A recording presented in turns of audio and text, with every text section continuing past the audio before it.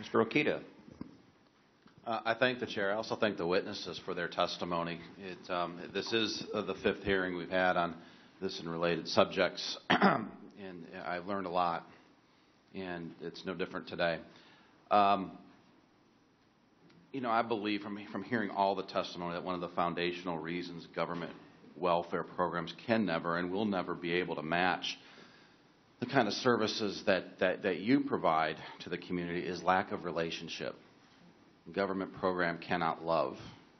A government program from that can't demand an expectation.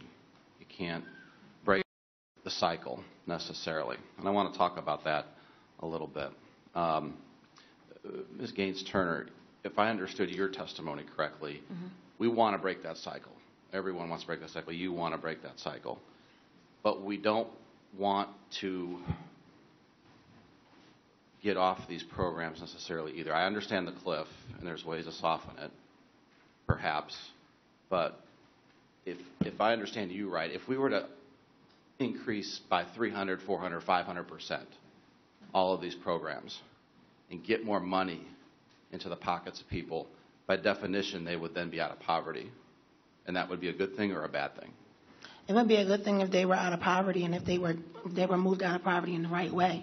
Don't push them out of poverty.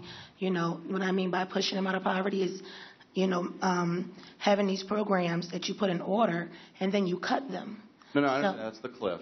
That's the cliff, right? I'm just take my theoretical example. If we were to increase these programs by 500%, people would be out of poverty, and that would be a good thing. Yes, the programs work. Yes, it would be good to move them out of poverty. But the cycle of dependency would certainly still be there, which you also don't like. The what? The cycle of dependency. You wouldn't be independent. I'm independent. I'm independent now on the program.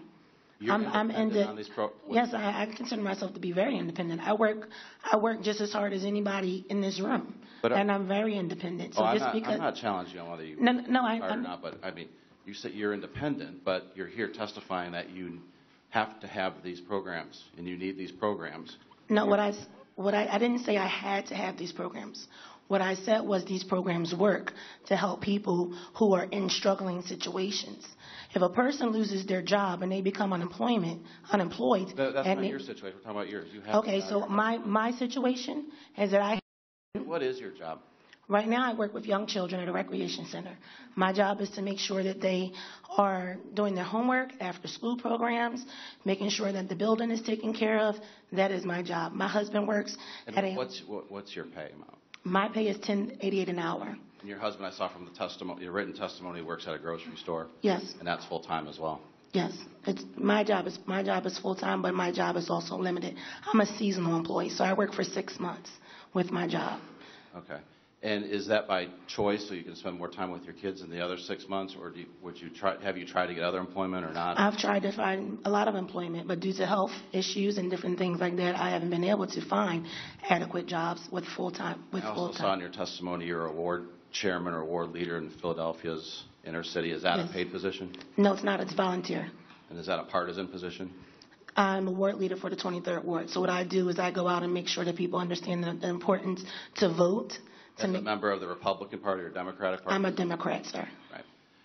That's what I meant by partisan. But it's volunteer. Like was a precinct committeeman at one time. And yes, volunteer. With the minute I have left, I want to switch gears a little bit and talk about the work opportunity tax credit.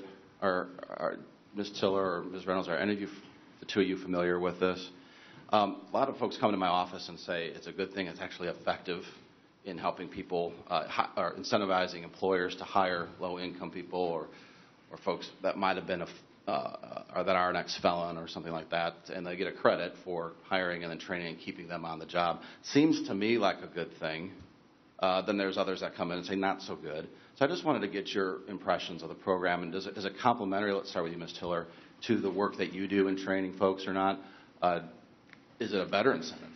Well, we make sure at America Works that we inform all of our participants, individuals about the work opportunity tax credit, and I've heard both sides as well. With the ex-offenders that I work with consistently, there's some embarrassment because of the way the application process is. When you're filling out an application for an employer, some of these questions are asked repeatedly. What is your felon status? What is your misdemeanor status? And things of that nature. So while personally I think that there could potentially be a benefit down the road, I think right now we would have to reevaluate how, in essence, we are getting to the point that the business would accrue that credit. Thank you. Time's expired. Gentlelady from Wisconsin.